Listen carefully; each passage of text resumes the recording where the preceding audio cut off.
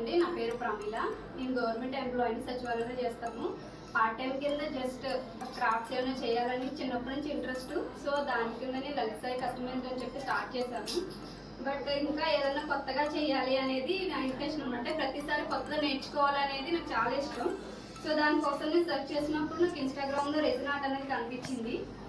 దీన్ని చేద్దామని యూట్యూబ్లో చూసి చాలా ట్రై చేశాను. బట్ అంత క్లారిటీ నాకు రాలేదు. తర్వాత ఇన్స్టాగ్రామ్లో చూసినప్పుడు సార్ ఒక అకాడమీ ఉందని తెలిసింది. అసలు నిజంగా 4 daysలో నేర్పిస్తారా అన్నది ఒక డౌట్, చాలా పెద్ద డౌట్ అనమాట. నేను మా హస్బెండ్ చెప్పినప్పుడు కూడా అవుతుందా అని వల్ల అన్నారు. ఇక్కడికి వచ్చిన తర్వాత సార్ ఎక్స్ప్లెనేషన్ కానీ ఫస్ట్ నాది ఒక ఆర్ట్ చెప్పాను.